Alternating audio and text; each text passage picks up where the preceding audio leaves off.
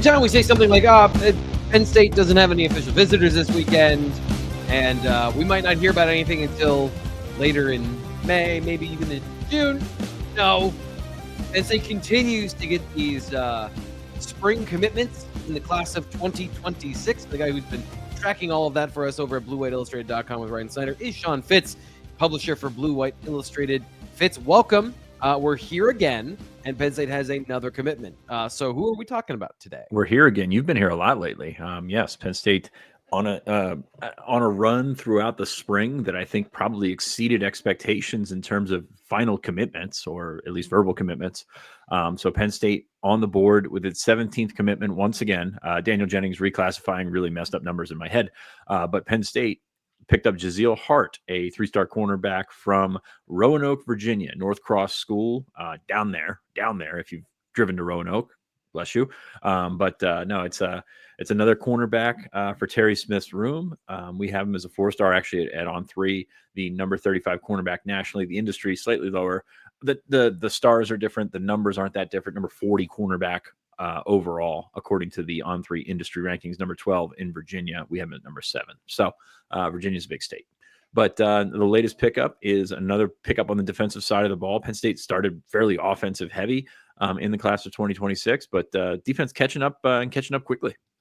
Yeah, and obviously Jaziel Hart is the second true corner here in the class.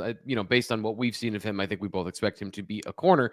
So how did this recruiting journey take place? And, obviously Terry Smith is the position coach, but there's a lot of ties to Virginia on this staff. So can you take us through kind of the story of how Jaziel Hart ended up in this class? Yeah, he's been to, well, if you know anything about Roanoke, it's not far from Virginia Tech. He's been to Virginia Tech 7 times. He's been to Penn State 6 times.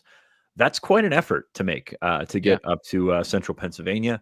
Earned his offer at camp last year. I believe it was at the Lash Bash in July as well. So he's been to Penn State quite a bit. He was back for the spring game on April 25th. Had an official visit set up for June 6th. Decided to jump on this one. This one was coming down to Penn State and Michigan for the most part. Virginia Tech and Tennessee also options for him. Had official visits set up to all 4 of those schools at one point. I know Notre Dame was involved, but really came down to Penn State and Michigan, and then Virginia Tech right down the road. Tennessee not much further down the road. But Roanoke's been interesting in the last couple of years because they've sort of cropped up as a spot where there's no real, and I hate to say this because I love Brent Pry, but there's no real connection point to Virginia Tech. And yes, they've had guys go there, but Tennessee got Peyton Lewis a couple of years ago. Georgia got Chris Cole. I mean, just they've been producing some prospects that have not been staying home. And when you're Virginia Tech and you're in the situation Brent Pry's in now, this is not a Virginia Tech Brent Pry podcast, but that's not a good sign. So Penn State's able to add another cornerback in the class of 2026, joining Julian Peterson. I think those guys are pretty different, actually. You look at Jaziel Hart, we got him listed at 6 foot 170. He plays corner, plays kind of all over, as you would expect. A guy that's got that size and speed combination in that area would do. Peterson's about 6'2", runs a 4.4. So he's got the physical specimen type. He's got those attributes going for him there. So contrasting complementary corners. I don't know if that makes any sense, but you got two. No, it does. I think that's a fair point. When you watch Jaziel Hart, there's a lot of, he's a great football player. And you mentioned with the, from a football perspective, I think there's a lot of things that coaches and fans will really like about Jaziel Hart. And then you mentioned with Julian Peterson, the size, the athleticism that you absolutely need at corner. So complementary, contrasting, I think those are ways you would definitely describe these guys to start. And you know who knows more about cornerbacks than both of us is Terry Smith. And he has earned the benefit of the doubt with taking the guys that he wants. Of course, big names still out there. Kari Adams is still out there. Dorian Barney, very high on Penn State coming out of his official visit. So, there's still a bunch of guys. Brandon Arrington came in a couple of weeks ago. There's still a bunch of guys still on that board.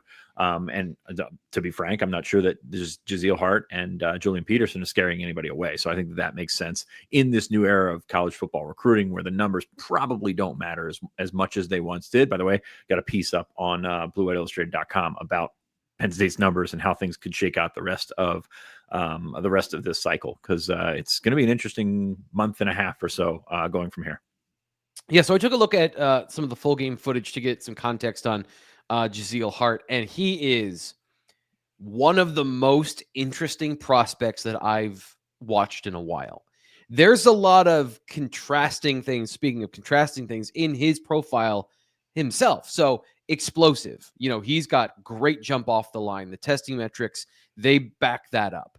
Speed, deep speed is not necessarily there. So he's a receiver, but his best position is running back because his ability to jump through the hole, and at 166 pounds or 170 pounds or whatever he was last year, his desire for contact as a running back is exceptional. And he breaks tackles and gets yards after the contact despite his size, willing to run downhill.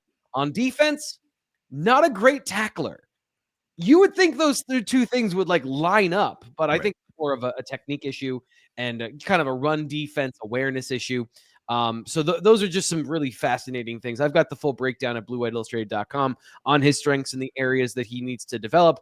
I think that a lot of Jaziel Hart's profile is wrapped around the idea that once he gets in the Penn State strength and conditioning program, some of those holes in his athletic profile will mature and develop. As somebody who might be underdeveloped at this point in his career, despite those explosive metrics hint that there's more to come for him. And I think, to me, if I'm trying to interpret where he fits into the picture and what I see of that projection, I think that's a definite area where maybe he's a 3-star to a lot of services. We have him as a 4-star. I think both are fair.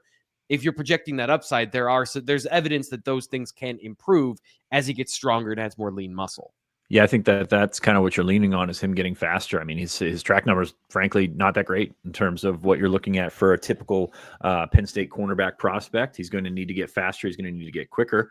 He doesn't have the length that I think a lot of Penn State's corners have brought in as well.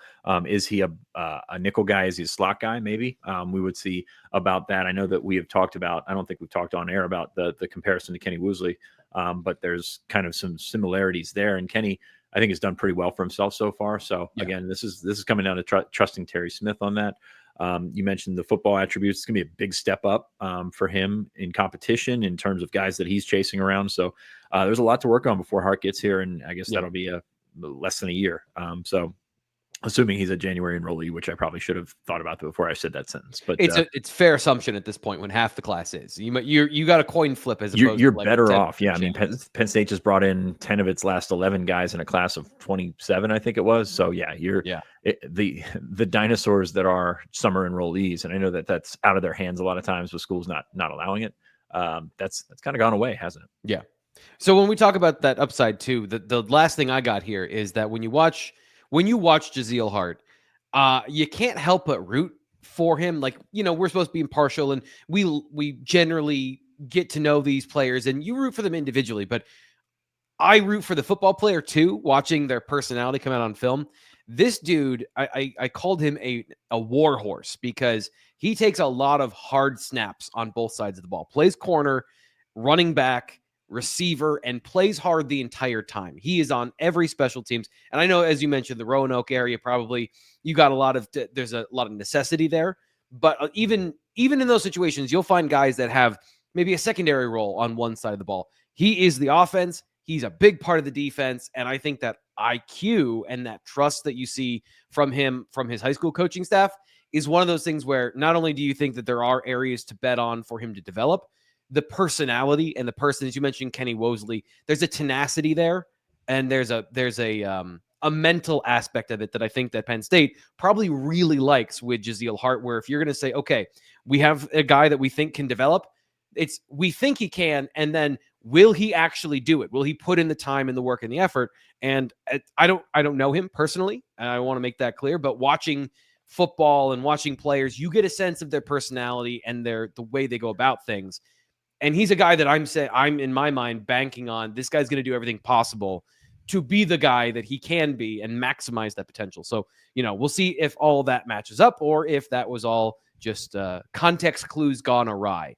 Of course, we've got here in the final couple minutes a chance to broaden the picture. We can wrap up any other thoughts you have about Jaziel Hart. And then, of course, the class of 2026 as a whole, as we get into likely you're watching this around the Memorial Day weekend. There are no official visits. But can you give us now a new lay of the landscape? Now we can officially talk about Jaziel Hart as a part of the secondary group? Yeah, I think corner is going to get really interesting. I think Hart jumped on that spot there, and you've still got a bunch of guys who have visited or are still coming in for visits. I mean, at the end of the month, I mean, we just saw um, Terry Smith pop up with CJ Bronaugh, the Nebraska commit down in Florida. That kid is, well, he's not lacking speed at all. At 6'1", 175, he's got a 10.3 on file.